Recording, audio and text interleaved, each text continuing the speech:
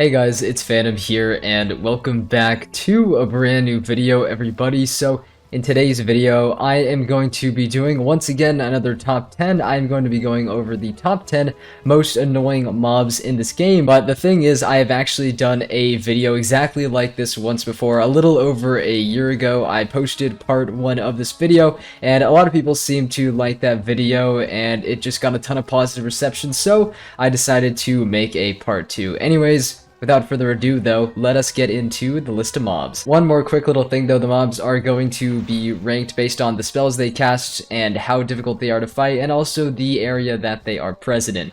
Anyways, though, no more stalling, let's just get into it. Coming in at the number 10 spot are going to be these Black Tusk Cultists right here. Now, I can't actually get that close to them as I really just don't feel like getting pulled right now. But oh my god, dude, these mobs are just, these guys are just the worst, man. Anyone who's quested up to Zafaria and gotten to Drum Jungle and really just done a few quests inside of Drum Jungle probably knows the whole Black Tusk Cultist struggle right here. And the main things, the most notable things that are very, very annoying about them is that they pretty much just spam Death Ninja Pigs, which of course, as most of you know, has a weakness attached to it, so that can just be super duper annoying when you are trying to set up a hit. The other reason why I hate these guys in particular has to do with, of course, the fact that they are just located in like one of the worst areas in terms of getting pulled. I just really hate these guys so much for the amount of times I've gotten pulled trying to like cross that little corner right there, or maybe try to circle around them like this just to like try to get around them just to continue on with my quest. But of course, I just get pulled because they're just located in an absolutely terrible spot, and once I get pulled, it's just extremely hard to get out of, and they cast Death Ninja Pigs with the weakness. It's just all around really not a fun time with these guys, so that's why they come in at number 10. Coming in at the number 9 spot on the list are going to be, well, actually two mobs are going to take the number 9 spot here, and yes, they are located in the exact same area. Here we have the Flame Legs as well as the Blood Hornets. Now, what makes these two mobs in particular, like you might be asking, like, Phantom, why did you include these on the list? Like, I have no specific memory of these mobs casting really many annoying spells, right? And for the most part, that is true, although I think the Flame Legs might actually be able to E for you, but I'm not 100% sure on that. But the main reason why they are located at this spot on the list is because many of the quests offered inside of Chrysalis either have you defeat Flame Legs or Blood Hornets. I can't recall a single quest that consists of you having to defeat Blood Hornets as well as Flame Legs in the same quest, so that would mean going to this area would be ultra efficient.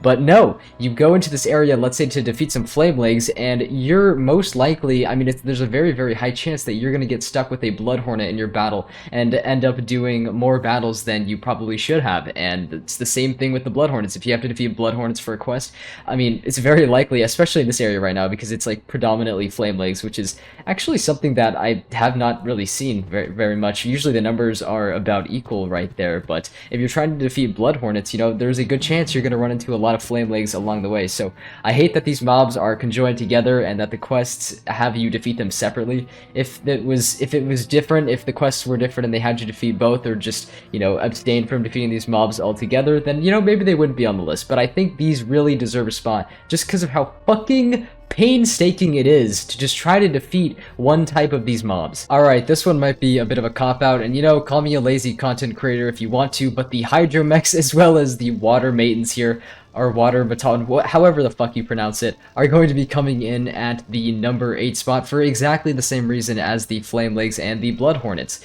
There are many quests inside of the Science Center, and you know, I don't know why KI just keeps trying to do this, keeps trying to push this narrative of just defeating only one type of mob in a location where there's more types of mobs than just that singular one. I can just think of many quests in the Science Center where I had to defeat Hydromechs or Water Maidens, and I just pull in the other guy and just end up spending so much more time. And then that coupled with the fact that they're just defeating, I'm pretty sure most of them are defeat and collect quests, it just it adds so much unnecessary time to all the quests. I just find these types of quests super annoying, so the number 9 and 8 place are going to go to these types of areas with these sorts of mobs in them. So anyways, hope that makes sense. Let's move on. The next mob coming in at the number 7 spot on this list is going to be the Night Flames of Camp Havoc in the Last Wood. of the world of Chrysalis. Now, this might honestly come as a surprise to some people, maybe, if you're not very familiar with this mob and you kind of just glossed over the quest, but these guys are just the absolute worst, and let me tell you exactly why. Let me just give you a little example here. Let me just go in the battle with a couple of Night Flames right here. So, as you can see, they each start out with 8 pips, right? Let's just pass real quick. Let's just pass, right, and let's see what happens, okay? Alright, so he just meteored. That wasn't really what I was counting on, but that's okay. Let me actually just turn down my my sound effects a little bit, but here, let's see if this guy does it. Is this guy gonna do it? Okay, no, he didn't either. Poor example. You know what? It's whatever. Pretty much, though, these guys are fire mobs. They're high-level fire mobs. They can use Ifrit, okay? And it's really, really bad, though, especially when you give a fire mob 8 pips to start out a battle with Ifrit in its arsenal. Now, I know that Ifrit is not nearly as annoying as it once was with the whole spell audit. It used to be a -90 weakness, now I believe it is a -45. Still, though, I recently quested my myth through Chrysalis. This was one of the worst parts. Like, actually, this was definitely one of the worst parts. I don't know if I got bad luck with Ifrit or something, but it really, really troubled me. It really, really troubled me. That -45 weakness will haunt my dreams forever, and I have the Night Flames to thank for that. Coming up next is going to be the Long Dreamer Shamans, and I think these guys they're obviously present in Zamunda, but I think they're present in Zamunda outskirts. I think they're also in Zamunda, though, somewhere like to the right of Zamunda. That's not important. Anyways, you're here for why they're annoying.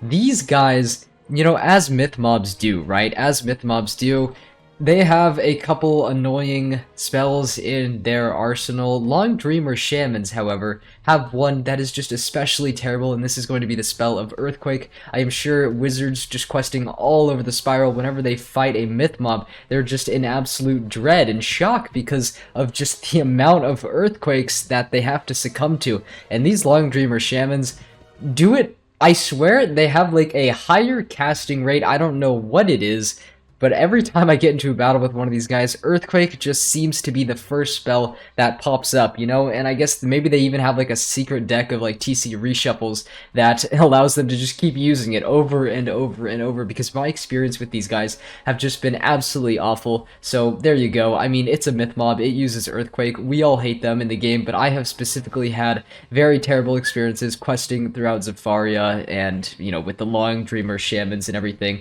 I'm not sure if anyone else has had trouble with this, but, you know, me personally, it just seems like these guys cast it so much. They just cast it so often. They literally just can't help themselves.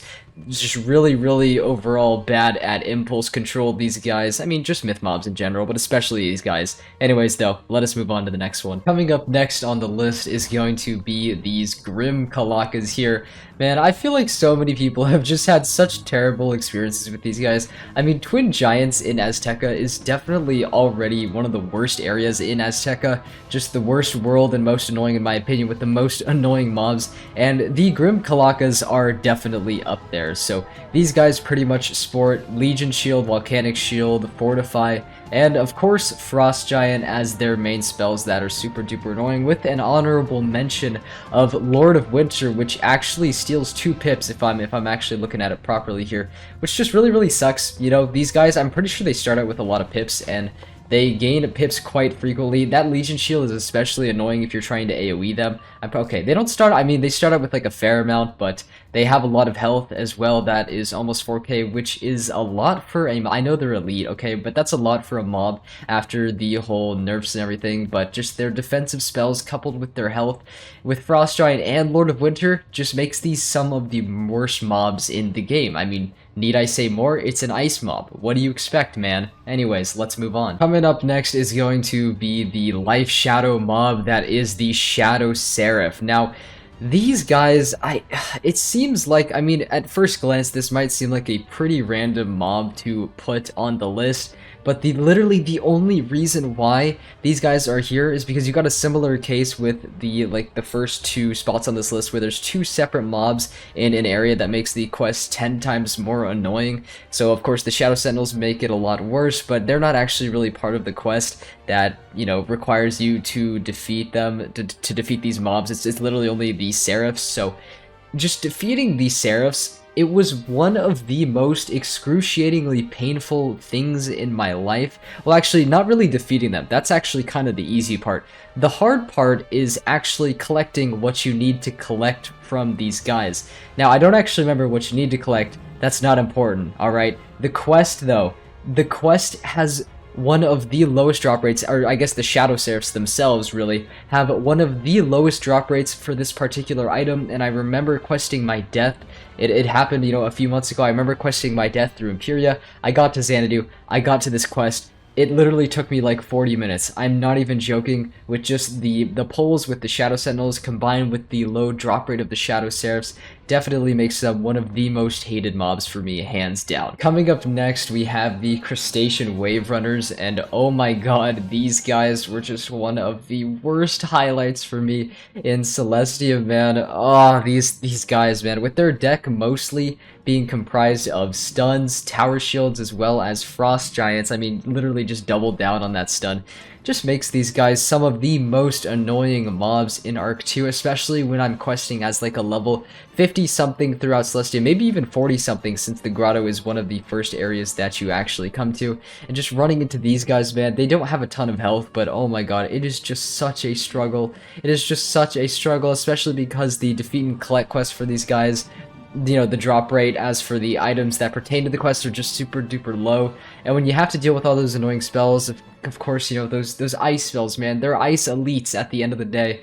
You're just gonna have to expect, you know, a pretty time-consuming quest at the end of the day. So, anyways, though, that's all for the Crustaceans right here. We're getting towards the end of the list here. I believe we are in the top 3. I believe this was actually number 3. So, yeah, anyways, though, if you haven't already, by the way, if you haven't already, let me know your thoughts down below in the comments of the most annoying mobs in your opinion. And, yeah, let's get on with it. Coming in as the second worst mob in the game, we have the Royal Guards, and oh my god, these guys are just the absolute worst. I mean, I know I've said that about pretty much every single mob on this list, but I really, really mean it, man. I really, really mean it, because these guys, they're rank 13 elites. They have almost 5k health, which, if you guys don't know, even for Chrysalis, you know, for mob health, that is really, really insane. They also have weakness. They can use weakness on you. They can use raw on you.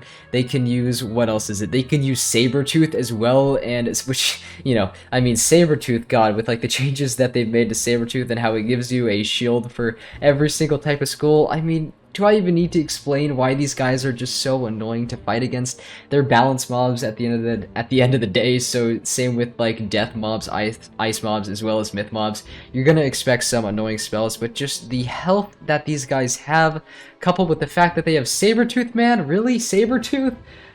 Just makes these an all-around really, really bad time to fight. And last, but certainly not least, we have the Numbskull Ogres.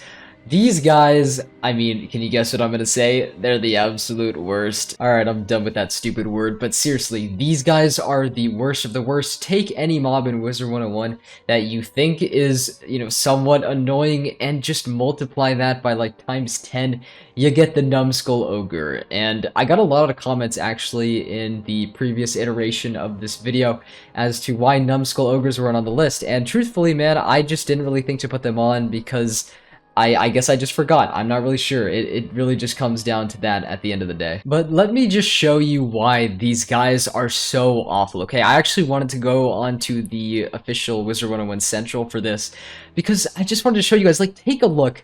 Just feast your eyes on the spells that they have.